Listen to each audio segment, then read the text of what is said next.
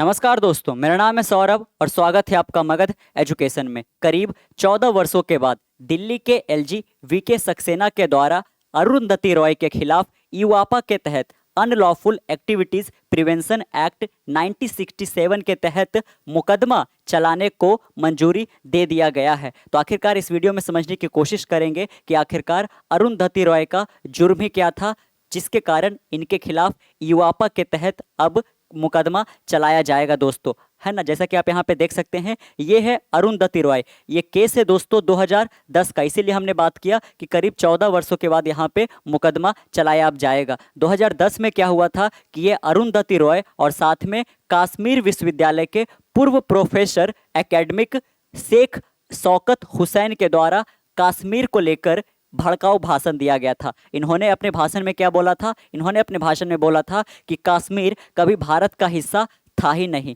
कश्मीर को भारतीय सशस्त्र बल यानी कि जो इंडियन फोर्सेस है उन्होंने जबरन अपने हिस्से में मिला रखा है और हम सबको हर कोशिश संभव करना चाहिए कि कश्मीर को आज़ाद करा देना चाहिए। इस तरीके के ये जो भड़काऊ भाषण दिए गए थे, इसको लेकर शिकायत दर्ज कराया गया था 2010 में, लेकिन अब जाकर एलजी के द्वारा ये मंजूरी दे दिया गया है कि यूआपा के तहत इनके ऊपर मुकदमा चलाया जाए। यूआपा जो कि अपने आप में एक बहुत बड़ा कानून है दोस्तों, क्योंकि इसके तहत जो कह लीजिए कि इस एक्ट के तहत जो यहाँ पे सज़ा सुनाया जाता है वो काफ़ी ज़्यादा कड़ा होता है, क्योंकि इसके अंदर अगर जो आपको एक बार सज़ा मिल गया तो वो नन बेलेबल भी हो जाता है, यानी कि वो बेल मिलने की सारी जो कोशिशें हैं वो का नाम नाकाम कर दी जाएगी। और यहाँ पे ये इतना ज़्यादा व्यापक इसका दायरा हो जाता है कि अगर जो आप किसी गैर कानूनी गतिविधियाँ, जैसे कि अगर जो आप किसी आतंकवादी गतिविधियाँ में सम्मिलित हो या फिर आप आतंकवादी गतिविधियों को लेकर लोगों को जोड़ने का काम कर रहे हो या भड़काऊ भाषण देने का काम कर रहे हो,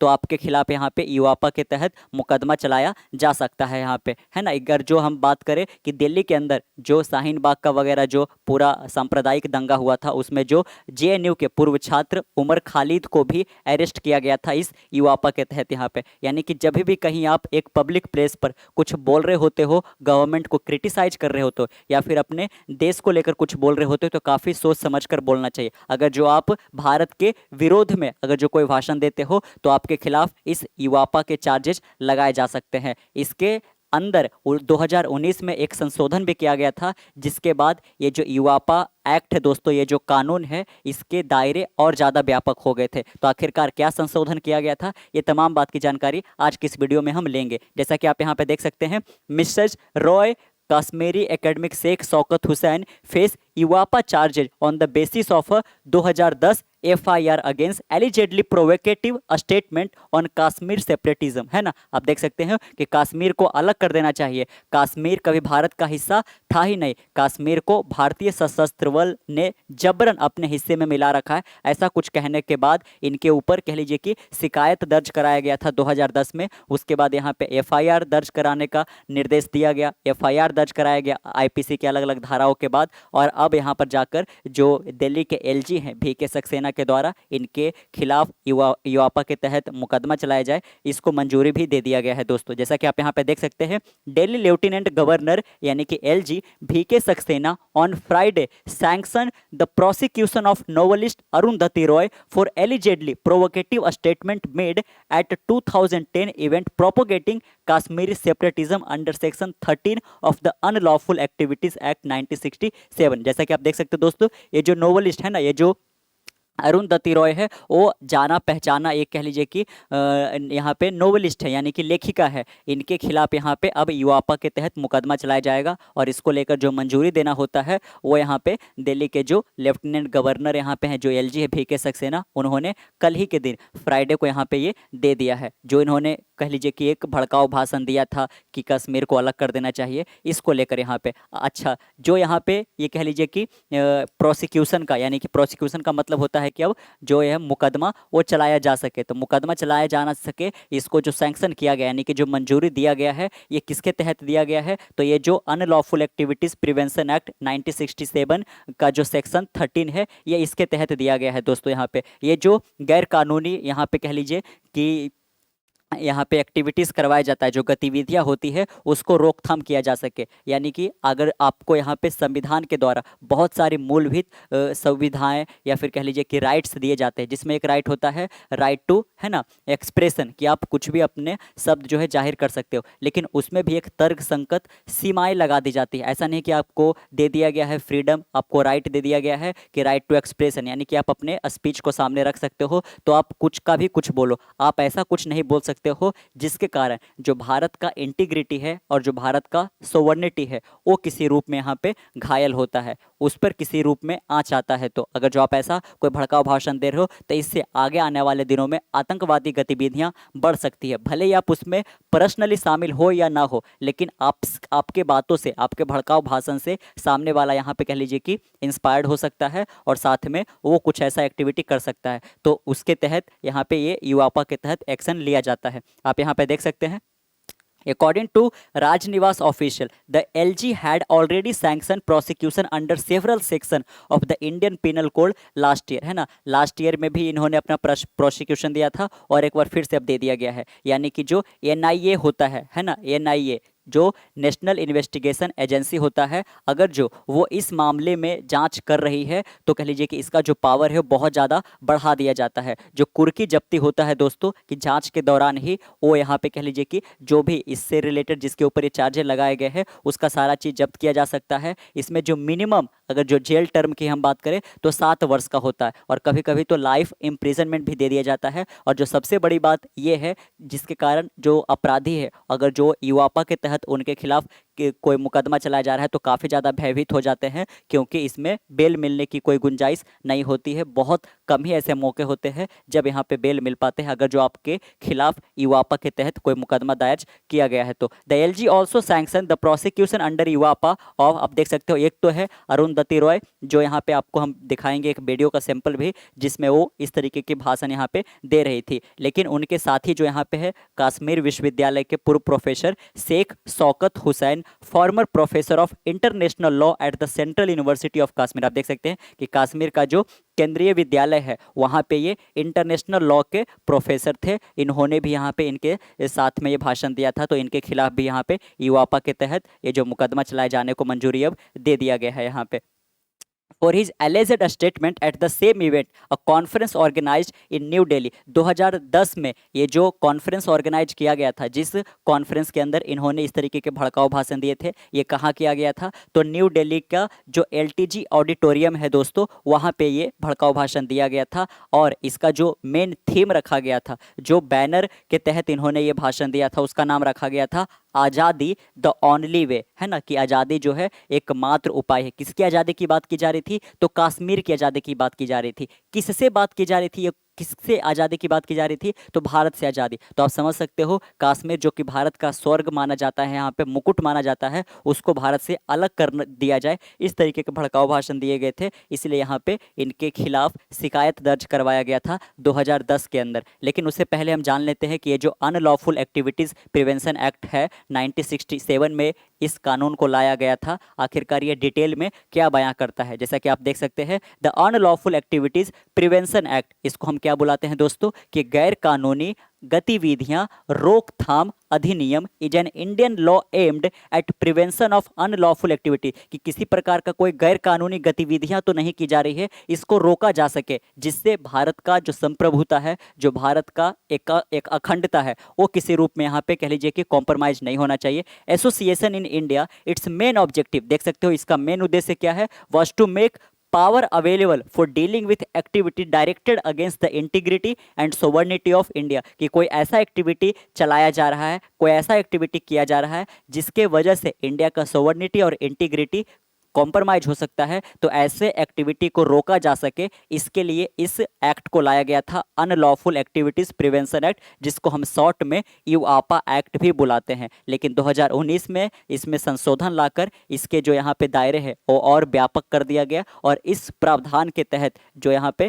कह लीजिए कि सजा सुनाई जाती है, इसको और ज़्यादा कड़ा कर दिया गया यहाँ पे। The most recent amendment of the law the unlawful activity prevention amendment act, आप देख सकते हैं कि 2019 के अंदर एक अमेंडमेंट भी किया गया, एक संशोधन भी किया गया, has made it possible for the union government to designate individual as terrorist without following any formal judicial process. आप देख सकते हो कि जो 2019 में अमेंडमेंट किया गया, जो संशोधन किया गया ईवापा के अंदर, उसके बाद क्या हो जाता है कि जो यूनियन गवर्नमेंट है, जो यहाँ पे केंद्र की सरकार है, उनको एक तरीके से अधिकार मिल गया कि वो किसी भी व्यक्ति विशेष को या फिर संस्था को एक टेररिस्ट ऑर्गेनाइजेशन के रूप में या फिर एक टेररिस्ट के रूप में यहाँ पे वो कह लीजिए कि डेजिग्नेट कर सकते हैं। यानी कि वो कह सकते हैं कि हाँ, इसको एक टेररिस्ट की कैटेगरी में रखा जा सके, ये एक टेररिस्ट ऑर्गेनाइजेशन है, इस तरीके से। और आप देख सकते हो उसके खिलाफ किसी प्रकार का कोई फॉर्मल जुडिशियल प्रोसेस नहीं भी चलाया गया है, फिर भी ये केंद्रीय सरकार को ये अधिकार मिल जाता है इस संशोधन के बाद कि वो किसी व्यक्ति विशेष के खिलाफ यहाँ पे कह लीजिए कि उसको एक टेररिस्ट डिक्लेयर कर सकता है यहाँ पे। इसलिए काफ़ी ज़्यादा ये भयानक हो जाता है दोस्तों, क्योंकि आपको गुंजाइश ही नहीं है, आप कह लीजिए कि कोर्ट में जाकर खुद को ये जस्टिफाई कर सको, आप सबूत दे सको कि हमने ऐसा कुछ नहीं कहा या फिर ऐसा कुछ नहीं बोला, क्योंकि आपके ऊपर कोई जुडिशियल प्रोसेस चलाया ही नहीं जाएगा। केंद्र सरकार को अगर जो लगता है कि आपके भाषण से किसी को दिक्कत हो सकता है, भारत की जो इंटीग्रिटी है, सोवर्निटी है, वो कॉम्प्रोमाइज हो सकती है, तो आपके खिलाफ इस यूआपा के तहत यहाँ पे मुकदमा चलाया जा सकता है। और इसकी मंजूरी यहाँ पे जो ये लेफ्टिनेंट गवर्नर है या फिर कह लीजिए कि सेंट्रल गवर्नमेंट के अंदर ही आते हैं, वो तो ये दे सकते हैं। यहाँ पे एक रूप में आप कह सकते हो यूआपा को ये एक एंटाई टेरर लॉ है यहाँ पे, है ना। जो भी एंटाई नेशनल जो एक्टिविटीज़ किया जाता है उसको रोकने के लिए इस कानून को लाया गया था यहाँ पे। आप इसको ये गलत नहीं समझ लीजिएगा इससे कि ये जो हमारा राइट टू एक्सप्रेशन है, यानी कि जो हमें सही लगता है उसको हम सामने रख सकते हैं, लेकिन एक सीमा के अंदर रहना चाहिए, है ना। भारत को किसी प्रकार से चोट नहीं पहुंचना चाहिए। आप देख सकते हो अगर जो हम इसमें अमेंडमेंट की बात करें जो कि 2019 में किया गया था, लाया कब गया था 1967 में, लेकिन ये अमेंडमेंट कब किया गया 2019 में, जिसके तहत हमने जान लिया कि इसके बाद, इस संशोधन के बाद जो सेंट्रल गवर्नमेंट है ना, जो यहाँ पे सेंट्रल गवर्नमेंट है उनको एक स्पेशल पावर मिल जाता है कि किसी व्यक्ति विशेष को वो एक टेररिस्ट डिक्लेयर कर सकता है और साथ में उसके ऊपर किसी प्रकार का कोई जुडिशियल प्रोसेस नहीं भी चलाया जाता है। आप देख सकते हैं कि ये संशोधन कब किया गया था, 8 जुलाई 2019 को, जब इस बिल को यहाँ पे लोकसभा में पास किया गया था। किनके द्वारा? होम मिनिस्टर अमित शाह के द्वारा, जो कि मोदी के तीसरे कार्यकाल में भी यही होम मिनिस्टर बनाए गए हैं। The act provide a special procedure to deal with terrorist activity among the other. आप देख सकते हो हु मे कमिट टेररिज्म, है ना, कि आखिरकार जो ये आतंकवादी जो यहाँ पे गतिविधियाँ हैं ये कौन कर सकता है और किसके खिलाफ ये यूआपा का चार्जेस लगाया जा सकता है। तो इसमें पहला कैटेगरी आता है कमिट और participate in act of terrorism, कि किसी आतंकवादी गतिविधि में या तो वो इंसान खुद कोई आतंकवादी गतिविधि को अंजाम दिया है या फिर कह लीजिए कि बॉम्ब ब्लास्ट किया है या फिर कुछ ऐसा किया है, तो इसके खिलाफ यूआपा के तहत यहाँ पे मुकदमा दायर किया जा सकता है। दूसरा, प्रिपेयर फॉर टेररिज्म, यानी कि एक तरीके से वो तैयारी कर रहा है, लोगों को जोड़ने का काम कर रहा है, तो भी यहाँ पे यूआपा का चार्ज उसके ऊपर लगाया जा सकता है। या फिर तीसरा जो आता है कि प्रमोट कर रहा है, वो भी यही है, एक तो है कि तैयार कर रहा है और एक है उसको बढ़ावा दे रहा है, तो ये सब के सब यहाँ पे यूआपा के तहत आ सकते हैं। Is otherwise involve in terrorism, है ना। मेन रूप से है कि आप ऐसा नहीं कि आप कहीं पे जाकर, जैसे कि यहाँ पे इस बार कश्मीर के रियासी में हुआ, जब श्रद्धालुओं को एक बस लेकर जा रहा था, उसमें यहाँ एक तरीके से उस पर ओपन फायरिंग किया गया, बम वगैरह ब्लास्ट कराया गया, है ना। तो ये सब जो देखा गया यहाँ पे, तो ये तो हो गया कि वो डायरेक्टली इसमें सम्मिलित है। लेकिन अगर जो कहीं से कोई इन्फॉर्मेशन निकल कर आता है कि हाँ इस इंसान के द्वारा आगे आने वाले दिनों में कोई टेररिस्ट एक्टिविटी किया जा सकता है, तो इस इंसान को भी यहाँ पे प्रोसिक्यूट किया जा सकता है, इसके खिलाफ मुकदमा दायर किया जा सकता है। जैसे कि हमने उमर खालिद का नाम आपके सामने रखा यहाँ पे, जो कि जेएनयू के स्टूडेंट भी थे, और जब ये दिल्ली के अंदर दंगा चल रहा था तो उन्होंने भी कुछ ऐसा भाषण दिया था जिसके लिए उनको अरेस्ट कर लिया गया था। साथ में हम देखेंगे कि कुछ जो नोटेबल लोग हैं जिनको यहाँ पे अरेस्ट किया गया है यूआपा के तहत, वो हम लास्ट स्लाइड में देखेंगे दोस्तों। आप देख सकते हो द एफआईआर अगेंस्ट रॉय, यानी कि अरुंधति रॉय की बात की जा रही है, जो कि एक नोवेलिस्ट है, लेखिका है, और साथ में जो हुसैन है जो कि केंद्रीय विश्वविद्यालय जो है कश्मीर का, वहाँ पे इंटरनेशनल लॉ के तहत ये है ना, वहाँ पे प्रोफेशन है इनका, was registered following an order of metropolitan magistrate court in New Delhi. आप देख सकते हो कि पहली बार इन दोनों के खिलाफ, है ना, उस पर्टिकुलर ऑडिटोरियम में जब इन्होंने भाषण दिया था, भड़काऊ भाषण दिया था, तो जो दिल्ली के अंदर मेट्रोपॉलिटन मजिस्ट्रेट कोर्ट है वहाँ पे जाकर शिकायत दर्ज कराया गया था यहाँ पे, है ना। किन के द्वारा करवाया गया था, तो सुशील पंडित के द्वारा करवाया गया था, जो कि एक सोशल एक्टिविस्ट भी है दोस्तों। कहाँ से, तो कश्मीर से। कब यहाँ पे ये शिकायत दर्ज कराया गया था, मेट्रोपॉलिटन मजिस्ट्रेट कोर्ट के अंदर, कि इन्होंने भड़काऊ भाषण कुछ ऐसा करके दिया है जिससे आगे आने वाले दिनों में आतंकवादियों गतिविधियों को एक जोड़ मिल सकता है ना, उससे भड़क सकता है इस तरीके से। तो 28 अक्टूबर 2010 को यहाँ पे शिकायत दर्ज कराया गया था। यहाँ पे बिसाइड रॉय, आप देख सकते हो कि अरुंधति रॉय और शेख शौकत हुसैन के अलावा the other who made speeches included late Hurriyat leader Syed Ali Shah, है ना, कि इन दोनों के अलावा एक और लोग थे जिन्होंने यहाँ पे इस तरीके से भड़काऊ भाषण दिया था, जो कि हुरियत लीडर सैयद अली शाह गिलानी थे। इनका ऑलरेडी यहाँ पे मृत्यु हो चुका है। इसके अलावा SAR Geelani, anchor of the conference and prime accused in the parliament attack case, है ना, जिनके ऊपर पहले भी कह लीजिए कि एक केस लग चुका है पार्लियामेंट पे अटैक करने का, वो भी इस पर्टिकुलर कॉन्फ्रेंस में भड़काऊ भाषण दिए थे। और साथ में जो वररा राव है, इनके ये भी यहाँ पे भाषण दिए थे। तो इन 4-5 लोगों पे यहाँ पे शिकायत दर्ज करवाया गया था। द कंप्लेनेंट सुशील पंडित, यानी कि जिन्होंने केस दर्ज किया था, वो एक एक्टिविस्ट है। कहाँ से, कश्मीर से। हैड फाइल्ड अ कंप्लेन, उन्होंने क्या शिकायत दर्ज करवाया और किस सेक्शन के तहत करवाया, तो 156(3) के तहत करवाया, जो कि है ना CRPC का सेक्शन 156 के क्लॉज 3 के तहत इन्होंने ये करवाया था कि इन लोगों के द्वारा भड़काऊ भाषण दिया गया था। बिफोर तक किनके यहाँ करवाया गया था, तो मेट्रोपॉलिटन मजिस्ट्रेट कोर्ट के यहाँ करवाया गया था नई दिल्ली के अंदर। Who disposed of the complaint on 27 November 2010 with the direction to register an FIR, है ना। तो ये शिकायत दर्ज करवाया गया था, ये थोड़ा और ऊपर गया और 27 नवंबर 2010 को जाकर, यानी कि लगभग आप कह सकते हो कि 1 महीने के बाद जाकर यहाँ पे ये निर्देश दे दिया जाता है कि अब इन सब के खिलाफ यहाँ पे FIR रजिस्टर किया जा सकता है। तो सबसे पहले आप ध्यान रखिएगा कि शिकायत दर्ज कराना होता है। उसके बाद अगर जो वहाँ पे मजिस्ट्रेट जो है या फिर जो भी यहाँ पे अथॉरिटी है, उनको ऐसा लगता है कि हाँ शिकायत जो दर्ज किया गया है इसमें सही में किसी प्रकार का कोई गलत एक्टिविटी हुआ है, तो यहाँ पे वो निर्देश देते हैं कि अब FIR दर्ज होना चाहिए। तो इनको ये 27 नवंबर को मिल जाता है कि हाँ FIR दर्ज होना चाहिए। और अलग अलग धाराओं के तहत यहाँ पे जो ये LG है, उन्होंने ये प्रोसिक्यूशन का मुकदमा चलाने का जो ऑर्डर है, उन्होंने एक तरीके से वो दे दिया है। It was alleged that Geelani and Arundhati Roy strongly propagated that Kashmir was never part of India. आप देख सकते हो कि जैसे हमने वीडियो के शुरू में बताया कि इनका क्या कहना था उस भड़काऊ भाषण के रूप में, कि कश्मीर कभी भी भारत का हिस्सा था ही नहीं, and was forcibly occupied by the armed force, और जबरन जो भारतीय सशस्त्र बल है, आर्म्ड फोर्स है, उनके द्वारा ऑक्यूपाई कर लिया गया, इंडिया में मिला लिया गया। Every possible effort should be made for the independence of the Jammu Kashmir. और इनका कहना था कि हमें हर संभव प्रयास करना चाहिए कि जम्मू कश्मीर को भारत से आज़ाद कर देना चाहिए। And recording of the same were provided by the compliant, है ना। ये जो सुशील पटेल थे, जो कि कश्मीर से सोशल एक्टिविस्ट है, उन जिनकी शिकायत दर्ज करवाए थे पहली बार, इनके पास बाकायदा वो रिकॉर्डिंग भी शामिल था दोस्तों यहाँ पे, है ना। तो ये रिकॉर्डिंग भी इनके पास था यहाँ पे, जहाँ पे जब ये भाषण दे रही थी, है ना, देख सकते हो कि कुछ इस तरीके से जब वो ऑडिटोरियम में भाषण दी, तो उसका ये रिकॉर्डिंग भी आजकल जो पूरा X प्लेटफॉर्म है, इंस्टाग्राम वगैरह पे है, यूट्यूब पे ये सर्कुलेट हो रहा है। आप यहाँ पे जाकर देख सकते हो यहाँ पे, है ना, कि आखिरकार ये जो इन्होंने क्या कुछ ऐसा ही बोला था या फिर नहीं बोला था। तो साथ में आपने जाना यहाँ पे कि ये जो द ओनली वे है ना, आज़ादी द ओनली वे, किसकी आज़ादी के बारे में बात की जा रही थी, कश्मीर की आज़ादी के बारे में बात की जा रही थी। ये जो भड़काऊ भाषण दिया गया था, ये कब किया दिया गया था, 21/10/2010, है ना, यानी कि 21 अक्टूबर 2010 को ये दिया गया था, है ना। कहाँ पे दिया गया था, तो LTG ऑडिटोरियम, कॉपरनिकस मार्ग, न्यू दिल्ली, है ना। तो कॉपरनिकस मार्ग दिल्ली के अंदर जहाँ पे ये ऑडिटोरियम है, वहाँ पे दिया गया था।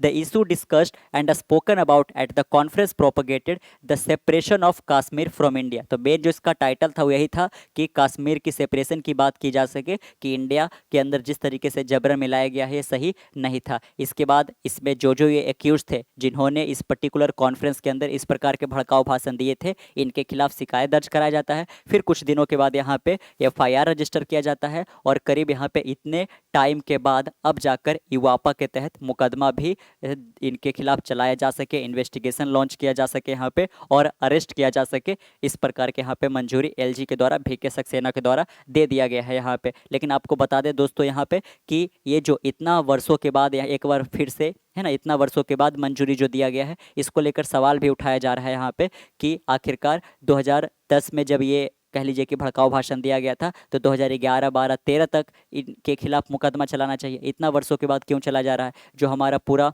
जो एक तरीके से जो कोर्ट सिस्टम है वो इतना डिले क्यों करता है, या फिर इसको कोई अलग एंगल देने का ये कह लीजिए कि एक तरीके से ये हो रहा है। और प्लस साथ में ये जो अरुंधति रॉय है, और साथ में ये जो हमने सैयद अली शाह गिलानी की बात करी, ये लोग काफ़ी ज़्यादा मोदी के यहाँ पे खिलाफ भी थे। तो इस तरीके से भी देखा जा रहा है जोड़कर यहाँ पे।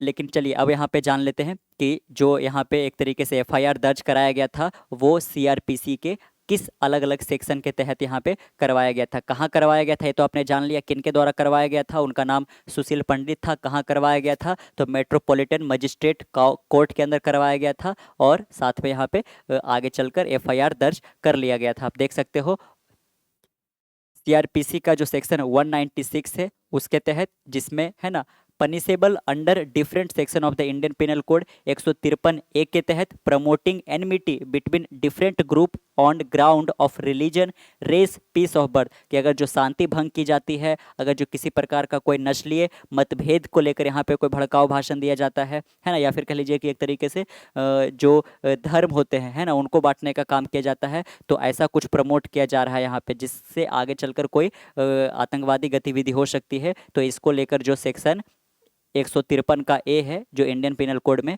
ये भी यहाँ पे इन पे लगाया गया था। साथ में यहाँ पे लगाया गया 153 का बी लगाया गया, जो कि बात करता है imputation assertion prejudice to national integration, है ना, कि जो देश की अखंडता को तोड़ने का काम करता है। धारा 505 लगाया जाता है जो कि बात करता है स्टेटमेंट कंक्लूडिंग पब्लिक मिसचीफ, है ना, कि लोगों को भड़काया जा रहा है इस तरीके से। तो आप देख सकते हो टोटल में कितने सेक्शन यहाँ पे लगाए गए थे सीआरपीसी के इनके खिलाफ।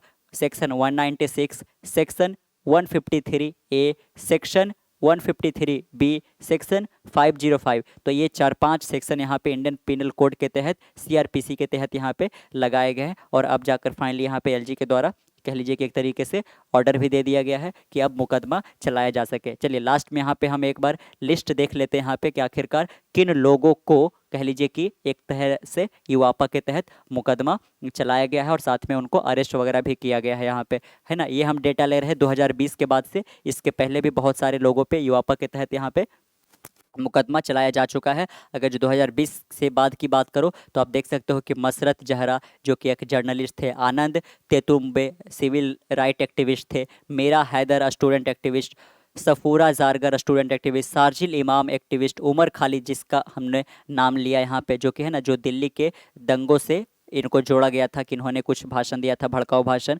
जिससे ये दंगा और ज़्यादा भड़क उठा। और ये साथ में जेएनयू के भी छात्र थे। उमर खालिद को 2020 में यहाँ पे अरेस्ट किया गया था। सतन स्वामी को किया गया था यहाँ पे, जो कि एक ट्रैवल राइट एक्टिविस्ट थे। इसरत जहान को जो कि कांग्रेस काउंसिलर थे। सिद्दीकी कापन को किया गया, खुराम परवेज को, और जो सबसे रिसेंट यानी कि अरुंधति रॉय, और यहाँ पे साथ में जो इनके साथी थे यहाँ पे इनसे पहले जो लिया किया गया था यहाँ पे वो यासीन मलिक, जो कि एक काश्मीरी सेपरेटिस्ट यहाँ पे थे, है ना। इनको क्या सज़ा सुनाया गया था इसके तहत? लाइफ इम्प्रिजमेंट का। इसलिए हमने बात किया कि ये जो युवापा के तहत जो प्रावधान है ये काफ़ी कड़ा है, और इसलिए जो अपराधी है वो काफ़ी ज़्यादा डरे होते हैं अगर जो उनके खिलाफ यहाँ पे युवापा के तहत मुकदमा दायर किया जाता है। तो कैसा लगा आपको वीडियो नीचे कमेंट बॉक्स में जरूर बताइएगा। मिलते हैं कल एक नए वीडियो के साथ, तब तक के लिए keep learning keep growing. This is Saurabh signing off next one.